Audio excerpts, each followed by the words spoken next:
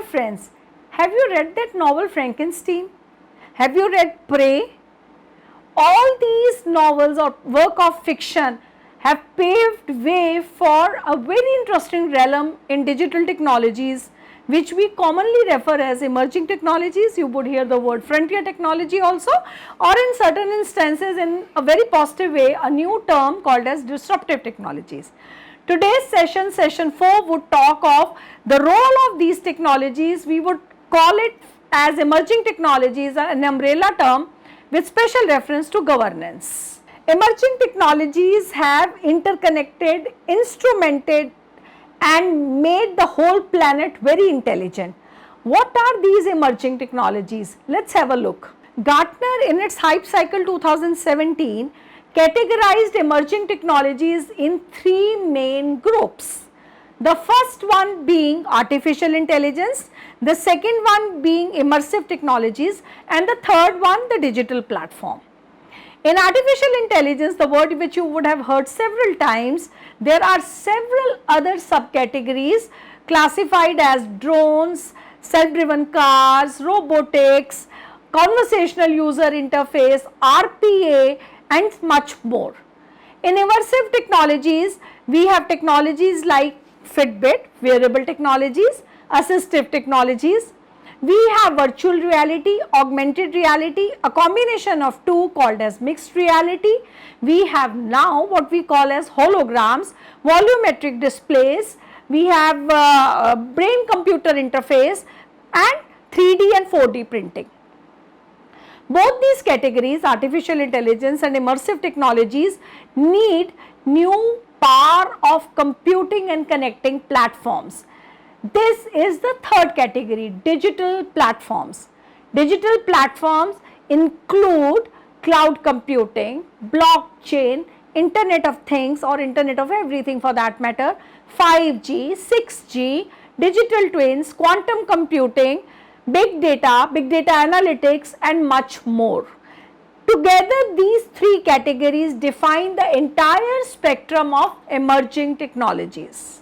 Let us pick each of them one by one. Artificial intelligence, a word often used. The term actually connotes an area of computer science that emphasizes on creation of intelligent machines that would work and react like experts in that situation or experts of that situation.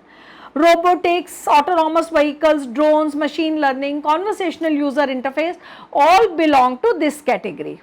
SBI launched SIA, an AI-powered chat assistant that does routine work like addressing customer queries through this chat bot. We also have China leading the way in facial recognition technologies, which are a very important component of AI, where they were the first one to create what is called as a smart campus or a smart school. Intelligent cameras, CCTVs were deployed in all the classrooms to capture the expressions of the students and to understand whether they were happy, fearful, angry, confused or upset. Very recently, Government of India has also employed facial recognition techniques at airports to permit what we call as boardingless entries. A very important aspect of artificial intelligence is robotic process automation, RPA, which is essentially a robot that computerizes or automates business processes.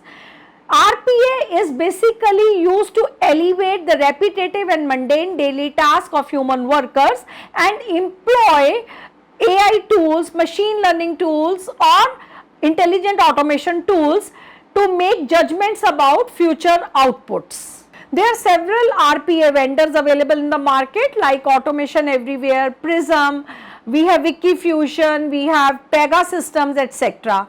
RPA cannot read any data which is non-electronic or unstructured because it uses a rule-based software that has no intelligence and it just automates repetitive tasks. It is basically run on the endpoint or on the laptop, as you could say, or a mobile PC to automate the workflow, infrastructure, back office automation, which is actually nothing but a labor intensive job. These are nothing but software bots.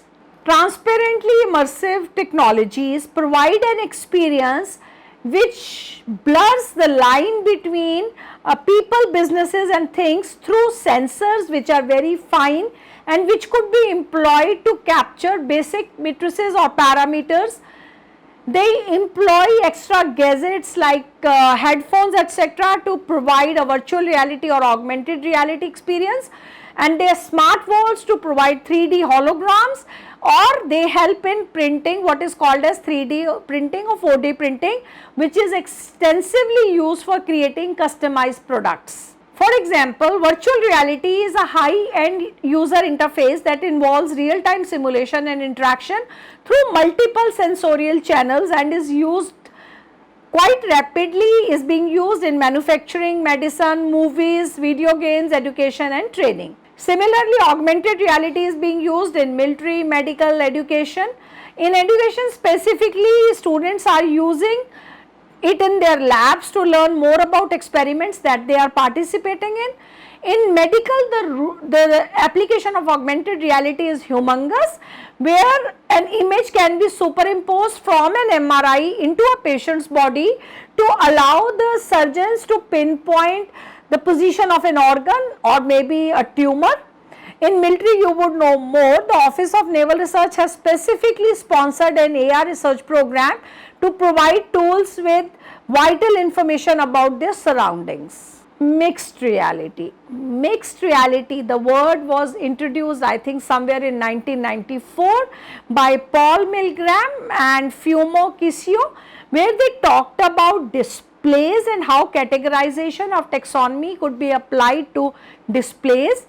Now it is including environmental input, spatial sounds and location. So mixed reality is the result of blending the physical world with the digital world and is the next level of graphics, computer vision, display technologies, input systems and graphical processing systems. Star Wars, Iron Man, you would have seen the use of holograms where a person disappears from one end and appears at another. Hologram or holography is a photographic technique that records the light scattered from an object and presents it in a way that it appears three-dimensional. And it is not a movie magic, it is now being used everywhere, including in tourism, in science and many other applications. Wearable technologies have already been on our wrist as a smart watch, on our goggles as a smart goggle, on our foot as smart shoes.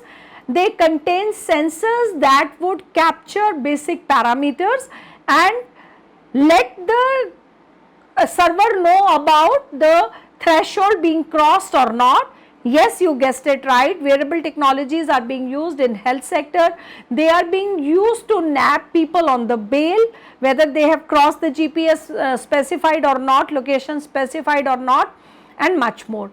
Quite related to wearable technologies are assistive technologies, which are helping, which are aiding to the present five senses.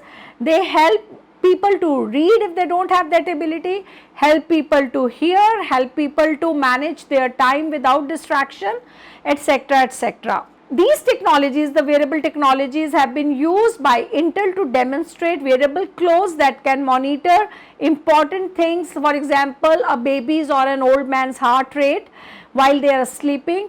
Or Ralph Lauren, a very important fashion branch, has also unveiled Polo Tech shows where clothing have been fitted with performance assessing sensors for athletes. 3D and 4D printing.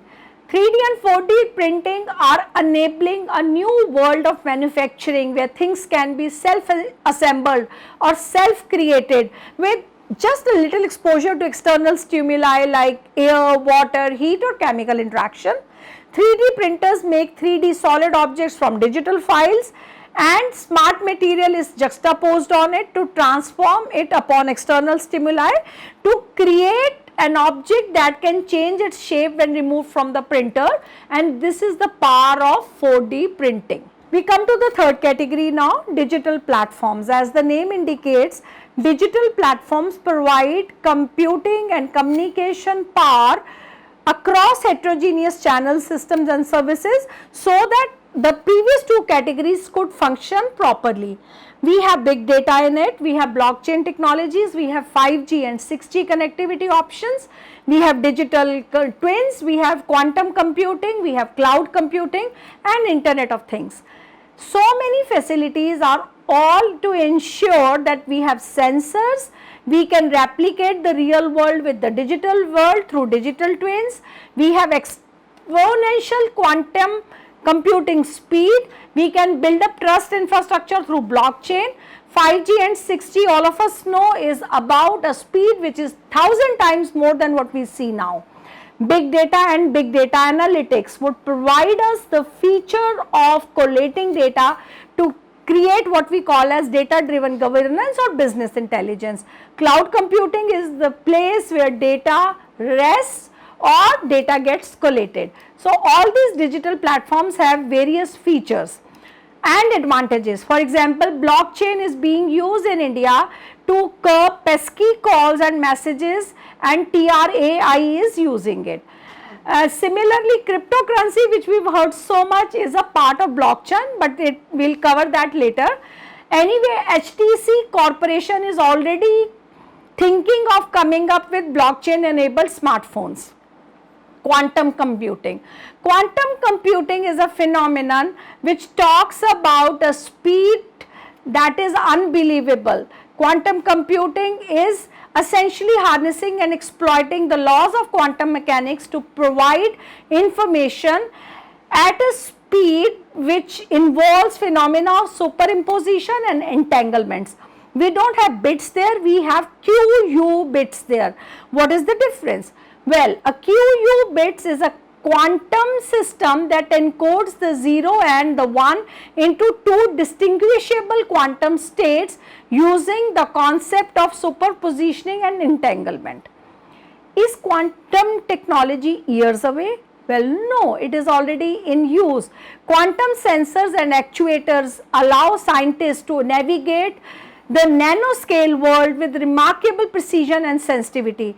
Such tools are invaluable to the development of true quantum information processors. With regard to data and cloud, we would hear all that in subsequent sessions and even about IoT. Hence, we close this session here and wait for session 5 to happen, which would talk about data driven governance and related aspects of big data, open data, related issues and much more. Till then, thank you. Jai Hind.